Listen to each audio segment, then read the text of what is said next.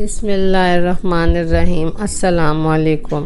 1400 سال گزرنے کے بعد بھی رسول محترم سرور کائنات حضرت محمد صلی اللہ علیہ وآلہ وسلم کے ایک صحابی زندہ ہیں جن کی زیارت کے لیے ہر سال لاکھوں لوگ اردن کا سفر کرتے ہیں۔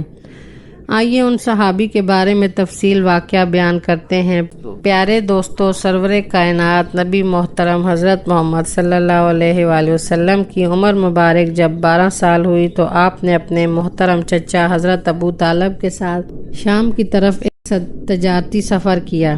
یہ ایک ایسا سفر تھا کہ جس میں پہلی بار اللہ کے آخری نبی کو 12 سال کی عمر میں ہی کسی نے پہچان لیا اور کھل کر اعلان کر دیا گیا کہ یہ بچہ اللہ کا آخری نبی ہے۔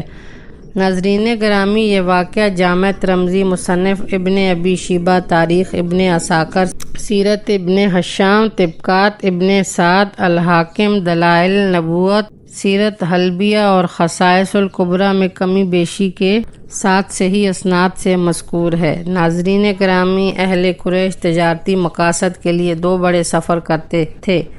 موسم گرما میں شام کی طرف جبکہ سردیوں میں یمن کی جانب سفر کیا جاتا تھا۔ اللہ پاک نے قرآن میں بھی قریش کے ان تجارتی سفروں کا ذکر کیا ہے۔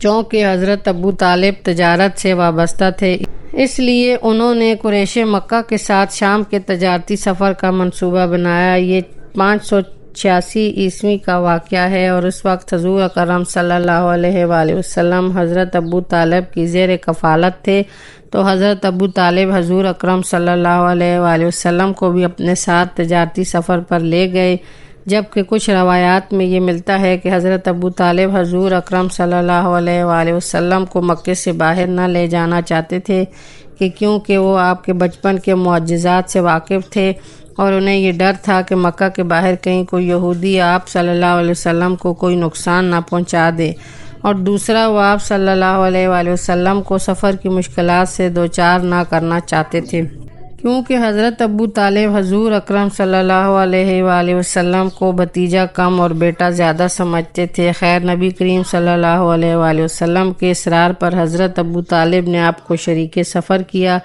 قریش نے سفر شروع کیا اور سفر کرتے کرتے یہ قافلہ دمشق کے قریب بصرہ نامی مقام پر پہنچا، جہاں پر ایک گھنا درخت دیکھ کر سخت گرمی کی وجہ سے قافلے والوں نے کچھ دیر آرام کرنے کا فیصلہ کیا۔ اس جگہ سے کچھ فاصلے پر ایک گرجا گھر اور عیسائی خانقاہ بھی موجود تھی۔ اس خانقاہ میں کچھ عیسائی راہب ترک دنیا کر کے اللہ کی عبادت کیا کرتے تھے۔ ان عیسائی راہبوں میں سے ایک کا لقب بحیرہ تھا۔ بحیرہ کا اصل نام برجیس یا جرجیس تھا، لیکن اپنے زیادہ علم اور زیادہ عبادت کی وجہ سے اسے بحیرہ کے لقب سے پکارا جاتا تھا۔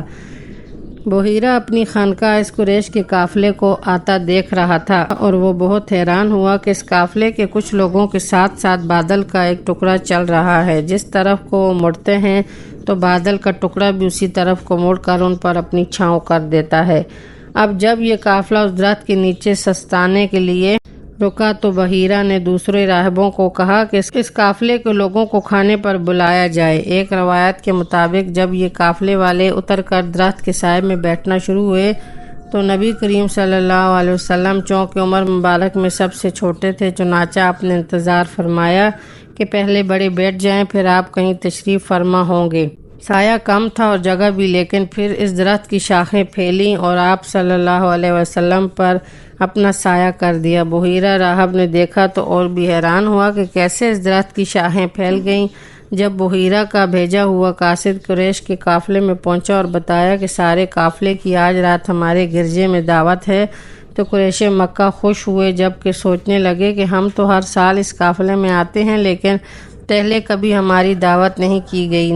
ناظرین گرامی، روایات میں آتا ہے بحیرہ انجیل اور تورات کا بہت بڑا عالم تھا اور اس نے مقدس کتابوں اور صحیفوں میں آخری نبی کی آمد کے بارے میں پڑھ رکھا تھا، اور اس کا مقصد اس تجارتی شاہراہ پر بیٹھنے کا بھی یہی تھا کہ وہ یہ جان چکا تھا کہ اللہ کے آخری نبی کا گزر اس شہرات سے ہوگا۔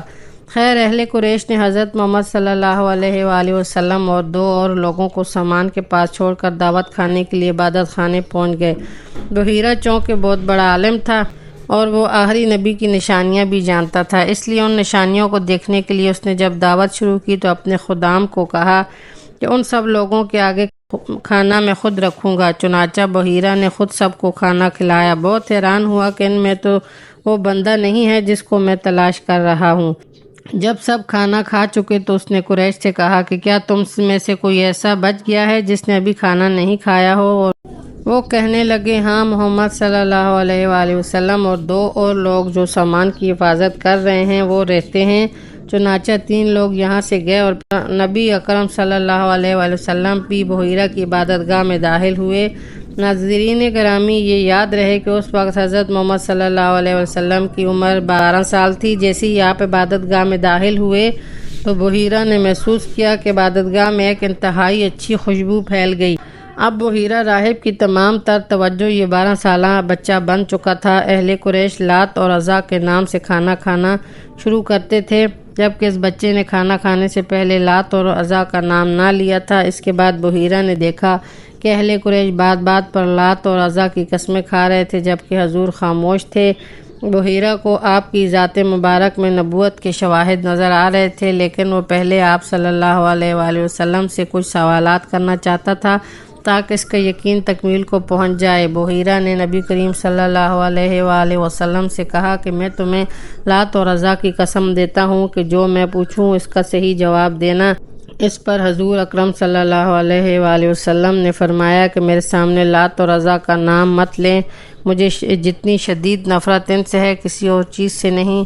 یہ بحیرہ کے لیے ایک اور مضبوط دلیل تھی کہ بت پرست معاشرے میں آنکھ کھولنے والے اس بتوں سے کس قدر نفرت ہے جیسے حضرت ابراہیم علیہ السلام کو تھی۔ پھر بحیرہ نے حضور صلی اللہ علیہ وسلم سے ان کی نیند اور خوابوں کے بارے میں کچھ سوالات کیے۔ بنیادی طور پر بحیرہ کو آخری نبی کی نشانیوں کا علم تھا اور وہ ان نشانیوں کو پورا کر رہا تھا۔ نبی کریم صلی اللہ علیہ وآلہ وسلم سے سوالات اور جوابات کا جب یہ سلسلہ ختم ہوا تو بحیرہ نے نبی کریم صلی اللہ علیہ وآلہ وسلم سے کہا کہ وہ ان کی پشت مبارک دیکھنا چاہتا ہے۔ حضور صلی اللہ علیہ وسلم نے اس کی اجازت دے دی۔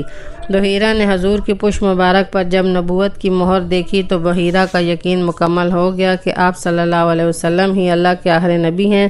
بحیرہ نے پھر حضرت ابو طالب سے پوچھا کہ یہ لڑکا رشتے میں آپ کا کیا لگتا ہے؟ اس پر حضرت ابو طالب فرمانے لگے کہ یہ میرا بیٹا ہے۔ راہب بحیرہ تھوڑا چونکا اور کہنے لگا کہ میرے علم کے مطابق اس بچے کے والد اس کی پیدائش سے پہلے فوت ہوئے ہیں۔ حضرت ابو طالب کہنے لگے ہاں، میں اس کا چچا ہوں، لیکن یہ مجھے اپنے بیٹوں کی طرح عزیز ہے۔ بحیرہ کہنے لگا کہ یہ لڑکا اللہ کا آخری نبی ہے، اس کا نام اور یہ نشانیاں جن کو میں نے جانچ لیا ہے تمام مقدس کتابوں میں لکھی ہیں۔ اس لڑکے کو جلد واپس مکہ لے جاؤ، کیونکہ اگر رومیوں اور یہودیوں کو یہ نشانیاں دکھ گئیں تو وہ ضرور اس کو نقصان پہنچائیں گے اور تمہارے قافلے کو تباہ کر دیں گے۔ یہ سنتے ہی حضرت ابو طالب نے اپنا سفر منسوخ کیا اور محمد صلی اللہ علیہ وآلہ وسلم کو لے کر مکہ واپس چلے گئے۔ قریش کے سب لوگوں نے بحیرہ کی باتیں سنی، لیکن بدنصیبی کہ ان کو ایمان نصیب نہ ہوا، جبکہ بحیرہ کہنے لگا کہ میں ان پر ایمان لاتا ہوں اور سچے دل سے ان کی رسالت کو قبول کرتا ہوں۔ ناظرین گرامی، چونکہ پودے جاندار ہوتے ہیں، اس لیے وہ درخت جس کا اس واقعے میں ذکر ہے، جس کے سائے سے حضور اکرم صلی اللہ علیہ وسلم بیٹھے تو اس نے اپنی شاخیں پھیلا دیں، اسے مفسرین نے صحابی درخت کہہ کر پکارا ہے۔ 1400 سال سے زائد کا عرصہ گزرنے کے بعد بھی یہ درخت وہ واحد جاندار چیز ہے کہ جسے نبی کریم صلی اللہ علیہ وسلم کی زیارت کا شرف حاصل ہے۔ ایک عرصہ پہلے تک وہ صحابی درخت کے جس کی نسبت حضور صلی اللہ علیہ وسلم سے ہے لوگوں کے علم میں تو موجود تھا، لیکن اس درخت کی مخصوص جگہ یا محل وقوع کے بارے میں کسی کو کچھ خاص معلومات نہ تھیں۔ یہ درخت اب مشرقی اردن میں صفا کے مقام پر وادی سیران میں دریافت ہو چکا ہے۔ اس معجزاتی درخت کو دور سے ہی پہچانا جا سکتا ہے، کیونکہ کئی 100 مربع کلومیٹر کے خشک اور صحرائی علاقے میں یہ واحد جاندار چیز آپ کو دیکھنے کو ملے گی۔ بقول اردن کے بادشاہ شاہ عبداللہ کے نئے ہیلی کاپٹر میں صحرا کے اوپر سے گزر رہا تھا کہ میں نے نیچے ایک درخت کو دیکھا۔ اس صحرا میں نہ کوئی اور پودا تھا اور نہ کوئی کھیت اور نہ ہی پانی۔ اس درخت کا اس صحرا میں تر و تازگی کے ساتھ موجود ہونا میرے لیے ایک واضح دلیل تھی کہ یہ درخت اپنی ذات میں ایک معجزہ ہے۔ ناظرین گرامی، اس صحابی درخت سے سائے میں نبی کریم صلی اللہ علیہ وآلہ وسلم زیادہ دیر تو نہ بیٹھے تھے، لیکن اس درخت کا حضور صلی اللہ علیہ وسلم کو سایہ فراہم کرنا اور جھک جانا اللہ کو اتنا پسند آیا کہ اس درخت کو رہتی دنیا تک کے لیے ایک معجزے کے طور پر محفوظ فرما دیا ہے۔ اردن کی حکومت نے بڑی محنت کر کے اس تجارتی شاہراہ کے آثار بھی دریافت کر لی ہیں، جس پر آج سے 1400 سال پہلے اہل قریش کے تجارتی قافلے شام کی طرف سفر کیا کرتے تھے۔ یہ شاہراہ اس صحابی درخت سے کچھ فاصلے پر موجود ہے۔ مشرقی اردن میں درخت دیکھنے کے لیے ہزاروں مسلمان ہر سال اردن جاتے ہیں۔ اللہ کریم سے دعا کریں کہ مجھے اور اس ویڈیو کو دیکھنے والے ہر فرد کو اس صحابی درخت، مدینہ، مکہ اور تمام مقدس مقامات کی زیارت نصیب فرمائیں۔ تو ناظرین، امید ہے آپ کو میری یہ ویڈیو اچھی لگی ہوگی، تو میری اس ویڈیو کو لائک، شیئر، سبسکرائب ضرور کریں تاکہ میری مزید آنے والی نیو ویڈیو آپ تک پہنچ سکیں۔